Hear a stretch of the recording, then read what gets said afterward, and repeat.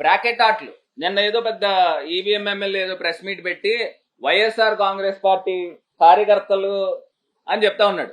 అక్కడ మూలగొయ్య ప్రాంతంలో ఇద్దరు బ్లేడ్ బ్యాచ్ బ్రాకెట్ ఆటలకు సంబంధించి గొడవలు జరిగినాయి. ఇద్దరు తెలుగుదేశం పార్టీకి సంబంధించిన వాళ్ళు. అది సిగ్గేమన్నా ఉందా అని అడుగుతున్నారు. మీరు కొట్టుకుంటా ఉంటే మళ్ళీ తీసుకొచ్చి భరత్ మీద వేలు చూపించడు, మళ్ళీ ఏవో ఫోటోలు ఏదో సెల్ ఫోన్లు ఏవో చూపిస్తున్నాడు. ముందర మీ నాన్నగారు ఎస్సీలను తిట్టిన దానికి సమాధానం చెప్పవయ్యా.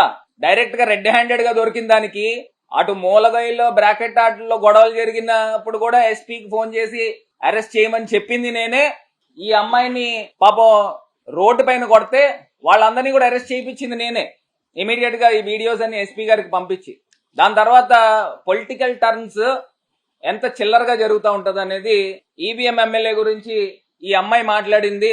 అంటే ఈ అమ్మాయి బాధితురాలు మాట్లాడిన ఒక్కసారి వీడియో చూద్దాం, ఆ అమ్మాయి ఏం చెప్పింది అనేది. నా పేరు పుష్పలత. టీవీ రోడ్ లో జరిగిన గొడవలో ఉన్న అమ్మాయి నేనే. ఆ వీడియోలో ఎంపీ భరత్ గారు పోస్ట్ చేసిన వీడియోలో ఉన్న అమ్మాయిని నేనే. నా కుటుంబానికి అన్యాయం జరిగింది. అలాగే మా ఇంటి పక్కన ఉన్న కాశీ అనే అబ్బాయి భరత్ గారి దగ్గర కార్యకర్తగా చేస్తానని చెప్పేసి ఇన్స్టాగ్రామ్ లో రీల్స్ లోని ఆ రీల్స్ కోసం పోస్ట్ చేసిన వీడియోస్ వల్ల ఇప్పుడు ఆ వీడియోస్ ని తీసుకొని తప్పుడుగా దాన్ని పబ్లిష్ చేద్దాం అనుకుంటున్నారు. కానీ దీనికి ఎంపీ భరత్ గారికి ఏ సంబంధం లేదు. నాకు అన్యాయం జరిగిందని కేవలం మాత్రమే నాకు న్యాయం చేయడం కోసం ఆయన ఇంతవరకు వీడియోస్ ని పోస్ట్ చేశారు. అంతేగాని దీనికి ఎంపీ భరత్ గారికి ఏ సంబంధం లేదు. కాశీ విషయంలో అయితే ఇప్పుడు నాకు న్యాయం చేద్దామనే నాకు అండగా నిలిచారు.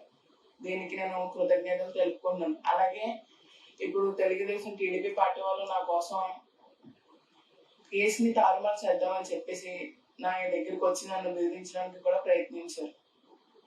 ఎలా అంటే ఇప్పుడు ఆ కేసు కన్నా బలమైన కేసు పెడతామని చెప్పి ఆదిరెడ్డి వాసు గారు నాతో ఫోన్ లో మాట్లాడి నీకు అండగా మేము ఉంటాము అని చెప్పి నీకు న్యాయం జరిగేలా చేద్దామని చెప్పి అక్కడ ఉన్నది కాకుండా లేని దాన్ని క్రియేట్ చేసి నాతో రాయించి కంప్లైంట్ ఇప్పించేలా చేద్దాం అనుకున్నాను. కానీ నేను ఈ అమ్మాయి బాధితురాలండి. అమ్మాయి మాటల్లోనే విన్నాం. ఈవీఎం ఎమ్మెల్యే అంట ఆదిరెడ్డి శ్రీనివాస్ అంట ఆ అమ్మాయికి ఫోన్ చేశాడంట. ఫోన్ చేసి అక్కడ జరిగింది కాకుండా ఇంకొకటి ఒక స్క్రిప్ట్ తయారు చేశాడంట. దానిపైన సంతకం పెట్టి ఇంకా దీనిపైన స్ట్రాంగ్ కేసు పెడతాం అంటే ఇరికిచ్చే కార్యక్రమం. ఎందుకన్నా చిల్లర ఎమ్మెల్యే ఎక్కడైనా ఉంటాడండి. బాధితురాలకి అన్యాయం జరిగిందని నేను బాసటగా నుంచుని అమ్మాయి తరపున పోరాటం చేస్తుంటే తిరిగి కేసు నాపైన కట్టాలని ఒక స్క్రిప్ట్ తయారు చేసాడంట ఈవీఎం ఎమ్మెల్యే. ఆ అమ్మాయి నా మనస్సాక్షి ఒప్పుకోవట్లేదు. నేను ఫస్ట్ అప్రోచ్ అయింది భరత్ గారు మనుషుల్ని కాబట్టి నేను అట్లా చేయలేనని చెప్తా ఉంది. అసలు ఏంటిది? అసలు ఇతను ఎమ్మెల్యేనా లేదా ఎక్కడైనా బ్రోకరా?